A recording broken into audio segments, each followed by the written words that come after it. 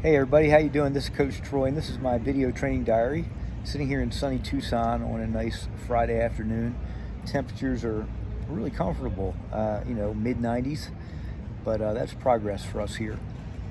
I haven't done any training today, but this week was decent.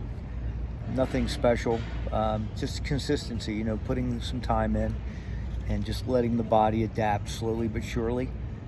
Sticking with my normal routine, got some hour and a half rides in, just all steady state aerobic, typically on my gravel bike on the roads. And the reason for that is my road bike, my DI2 electronic shifting isn't working right now, which really is a hassle. I'm not sure, it's a specialized problem. It's in the shop right now, so I'm trying to figure out how to get that fixed. But I'll tell you more about that later. So I've been riding my gravel bike, which I do like, but I want to start riding a road bike more often. And eventually I need to get a tri bike because I'm getting ready for that Ironman 70.3 in April in Oceanside.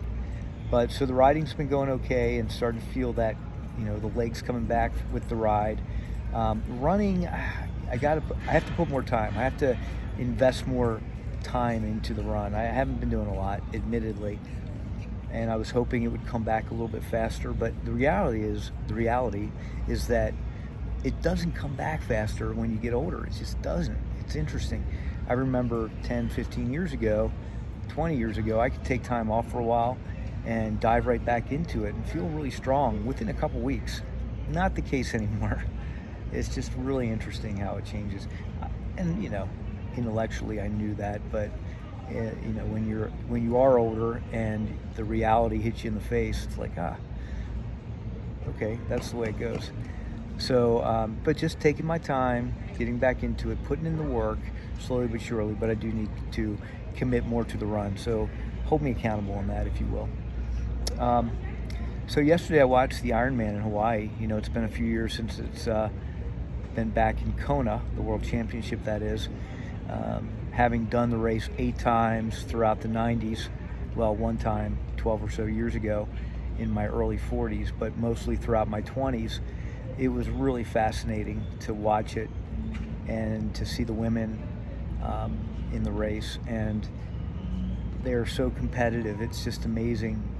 It's so awesome to see the athletes of that caliber race and make it look so easy. It's just amazing to me. And the fact that the winner, Chelsea Sodero, and first American for a long time, since Karen Smyers, everyone knows who Karen is, she went 8:33, and just phenomenal. And it was a hot, humid day too.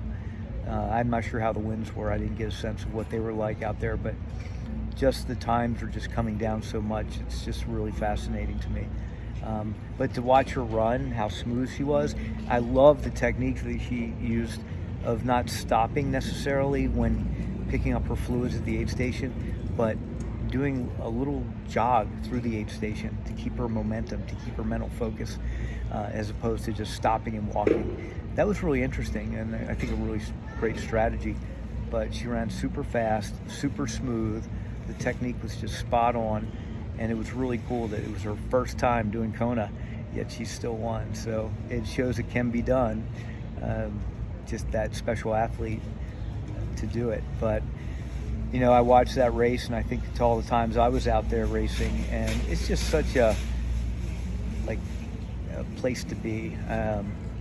I watched them suffer though, and I think, wow, do I want to do that again? It was kind of nice to watch. I watched it several times out there as a coach, but also obviously when you're racing it, it's a different perspective. So just very reflective, and brought back some great memories of the Big Island and all the great times and horrible times I had out there. It kind of is a duality, I guess you could say, when it comes to the experiences you get out there on the Queen K if you're a racer. In any event, so that's my story.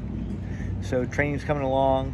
It's cool to be re-engaged in watching Ironman and seeing the new up-and-coming stars, learning about them, watching how fast they go compared to what we were going 20, 25, 30 years ago. It's just crazy.